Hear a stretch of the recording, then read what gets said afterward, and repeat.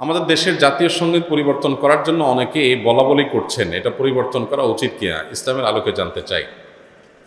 জাতীয় সঙ্গীত পরিবর্তন করার দাবি এবারই শুধু উঠছে তা নয়, এর আগেও বারবার উঠেছে, আপনারা জানেন।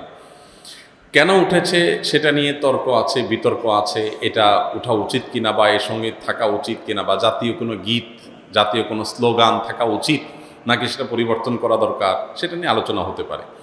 আমি সে আলোচনায় যাব, তার আগে একটু প্রাসঙ্গিক অন্য একটা বিষয় বলি। সেটা হলো যে দেশপ্রেমের নামে, দেশত্ববোধকতার নামে, দেশত্ববোধক কাজের নামে আপনি কোনো গীত, মিউজিক সংযুক্ত করে, বাদ্যযন্ত্র সংযোগে আপনি যদি কাউকে শুনতে বাধ্য করান, তাহলে সেটা তার স্বাধীনতার খর্ব করার শামিল, বিশেষ করে মুসলমানদের ক্ষেত্রে। কারণ ইসলাম যেহেতু বাদ্যযন্ত্র যোগে কোনো গান বাদ্যকে অ্যালাউ করে না, কোনো গানকে অ্যালাউ করে না, বিধায় আপনি দেশাত্মবোধক গানের নামে, দেশপ্রেমের নামে আপনি আমাকে যদি এটা চাপিয়ে দেন, তাহলে এটা হবে আমার অধিকার লঙ্ঘন করা, আমার অধিকার খর্ব করা। সোজা কথা, দেশের সংখ্যাগরিষ্ঠ মানুষ যেটাকে হারাম মনে করে, সেই কাজ আপনি দেশের মানুষের উপর চাপিয়ে দিতে পারেন না। হ্যাঁ, দেশের একটা স্লোগান থাকলো, একটা গীত থাকলো, সেটার কথা মানার ভিতরে যদি আপত্তিকর কোনো কিছু না থাকে, সেটা ভিন্ন বিষয়, অবশ্যই সেটা গ্রহণযোগ্য হতে পারে। এবার আসা যাক এই গানটা নিয়ে, যে আমাদের যে জাতীয় সঙ্গীত আছে, আপনারা জানেন যে রবীন্দ্রনাথের লেখা এই গানটি বাংলাদেশের জন্মেরও আরও বহু আগে তিনি লিখেছেন। এই গীতটা মূলত বাংলাদেশকে কেন্দ্র করে লেখা হয়নি।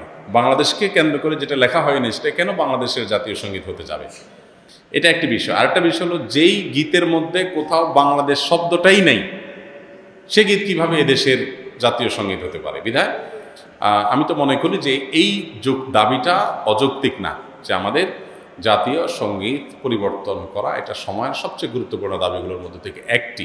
আরেকটা এখানে বিষয় হলো যে, আপনারা জানেন যে হিন্দু ধর্মাবলম্বীরা তারা পূজনীয় বা দেবতা তুল্য এরকম কিছু মানুষ বা কোনো ব্যক্তি বা বস্তু থাকে, তাদেরকে তাদের দৃষ্টিতে তারা সেগুলোকে মা বলে সম্বোধন করে। ইসলাম আমাদেরকে এরকম কোনো ধারণা দেয় না।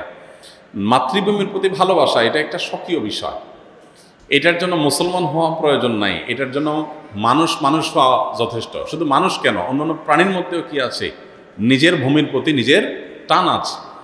একটা কুকুর, একটা বিড়াল, একটা প্রাণীও দেখবেন যে সেই যে ভূমিতে থাকে, বসবাস করে, বা যে ভূমিতে তার জন্ম, বেড়ে ওঠা, সেটার প্রতি তার সহজাত একটা টান আছে। সেখানে মানুষের মধ্যে তো অবশ্যই আছে। আমাদের প্রিয় নবী সাল্লাল্লাহু আলাইহি ওয়াসাল্লাম মক্কা থেকে যখন হিজরত করে মদিনায় আসছেন, তাকে যখন কেবলা পরিবর্তন নির্দেশ করা হলো, তিনি যখন ফিলিস্তিনের দিকে নামাজ আদায় করছিলেন, তিনি বারবার করে মক্কার দিকে যেন কেবলা করে নামাজ পড়তে পারেন, নিজের মাতৃভূমির দিকে ফিরে যেন তার সালাত আদায় করতে পারেন, সেজন্য আল্লাহর কাছে বারবার করে বিভিন্নভাবে আর্গুমেন্ট পেশ করছিলেন। আল্লাহ তাআলা কোরআনে সেটা উল্লেখ করেছেন, ফালানুওয়াল্লিয়ান্নাকা কিবলাতান তারদাহা, হে রাসূল, অচিরেই আপনাকে আপনার মনের মতো আপনি যে কেবলার প্রত্যাশা করছেন সেদিকে ফিরে সালাত আদায় করার নির্দেশ দান করবে। এখান থেকে বোঝা যায় মাতৃভূমির প্রতি সহজাত টান থাকা এটা একেবারে প্রাকৃতিক একটি বিষয়। বিধায় এটার জন্য কোনো জাল হাদিস বানানোর কোনো প্রয়োজন নাই, যে হব্বুল ওতন মিনাল ঈমান, দেশপ্রেমের অঙ্গ, এরকম কোনো হাদিস নবী সাল্লাল্লাহু আলাইহি ওয়াসাল্লাম বলেন নাই। নবী সাল্লাল্লাহু আলাইহি ওয়াসাল্লাম নিজেই নিজের মাতৃভূমিতে তার ভালোবাসা ছিল। সো একজন মানুষ হিসেবে আমাদের মধ্যে সেটা থাকবে, দায়িত্বশীলতা থাকবে, সেটাই স্বাভাবিক। আলাদা করে জাল হাদিস বানানোর প্রয়োজন না। যাই হোক, তো মাতৃভূমির প্রতি টান এক জিনিস, আর সেটাকে পূজা করা আরেক জিনিস। ইসলাম আমাকে এটাকে পূজনীয় করতে বলে নাই। বিদায় সংখ্যাগরিষ্ঠ মানুষের বিশ্বাসের সাথে যেমন যায় না, এই গীত বাংলাদেশকে কেন্দ্র করে লেখা হয় নাই, এটা বাংলাকে কেন্দ্র করে লেখা হচ্ছে, যেটা পশ্চিমবঙ্গ পূর্ববঙ্গ মিলায়া। অতএব এই জ্ঞান মূলত এই দেশের জন্য না, যার কারণে এই গীত বা স্লোগান বাংলাদেশের, এটা পরিবর্তন হওয়াটাই হলো যৌক্তিক। এটাকে যারা মনে করেন অপরিবর্তনীয় বা পরিবর্তনের দাবি তুললেই যারা মনে করেন যে বোধহয় সব গেল, তারা কি এটাকে কোরআন হাদিস মনে করেন নাকি, যে কোরআন হাদিস এটা পরিবর্তন করা যায় না, এটা পরিবর্তনযোগ্য। অতএব এটা পরিবর্তন করার দাবিটা আমি ব্যক্তিগতভাবে মনে করি যে অযৌক্তিক নয়।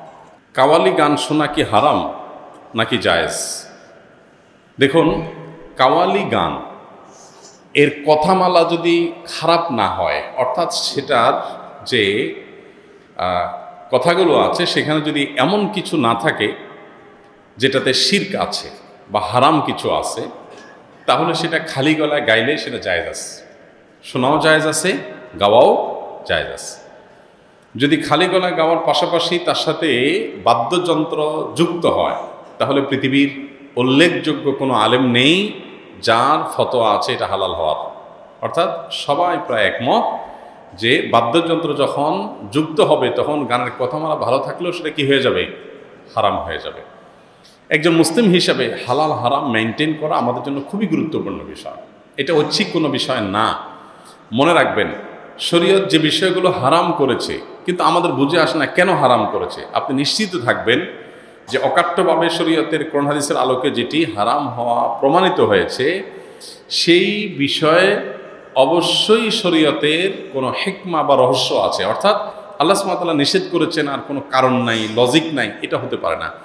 যেমন গানের কথায় যদি আপনি বলেন, গান এর সাথে যখন বাদ্যযন্ত্রের সংমিশ্রণ হয় মানুষের মনের ভিতরে যে এক ধরনের ভাব তৈরি হয়, এর ফলশ্রুতিতে মানুষ শয়তানের সাথে কানেক্টেড হয়, শয়তান দ্বারা খুব বেশি প্রভাবিত হতে থাকে।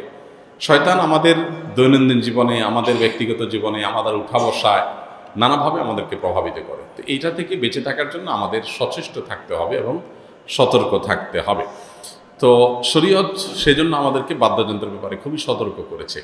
সূরা লোকমানের 6 নম্বর আয়াত সম্ভবত, সেখানে 6 নম্বর না 3 নম্বর আয়াতে আল্লাহ রাব্বুল আলামিন লাহওয়াল হাদিস কেনার ব্যাপারে যে ভর্ৎসনা করেছেন, সেখানে মূলত লাহওয়াল হাদিস বলতে এই জাতীয় গান যেগুলোতে বাদ্যযন্ত্রের ব্যবহার আছে এবং অশ্লীলতা শিরকপূর্ণ কথা আছে সেগুলোর কথা মিন করা হয়েছে। এই আয়াতের ব্যাখ্যা করলে আপনি বিশ্ববিখ্যাত মুফাসসিরগণ, সাহাবায়ে কেরাম এবং নবী সাল্লাল্লাহু আলাইহি সাল্লামের স্নেহধন্য ব্যক্তিবর্গের যে তাফসির রয়েছে, বড় বড় বিশ্ববিখ্যাত যে তাফসির রয়েছে, সবগুলো দেখলেই আপনি দেখতে পাবেন যে এখানে গান এবং বাদ্যযন্ত্রকে বোঝানো হয়েছে। অতএব খালি গলায় কাওয়ালি গাইলেন, সেটার কথামালার ভিতরে কোনো শিরক, আপত্তিকর, শরিয়া বিরোধী কথা থাকলো না, সেটা জায়েজ আছে।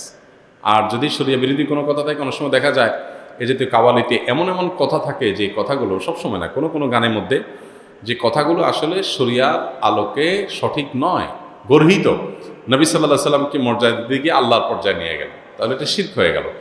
তো এইরকম যদি কিছু থাকে তাহলে সেটা খালি গলায় গাওয়া জায়েজ নাই। আর দ্বিতীয়ত হলো যে বাদ্যযন্ত্রের ব্যবহার থাকতে পারবে না, এই দুই শর্তে সেটা জায়েজ আছে। কাওয়ালি হইলেই সেটাকে আমরা অনেকে ইসলামিক মনে করে গলদকরণ করি এবং সেটাকে ইসলামিক মনে করি, এটা ইসলামিক না। পরিষ্কারভাবে আমাদের ধারণা থাকতে হবে।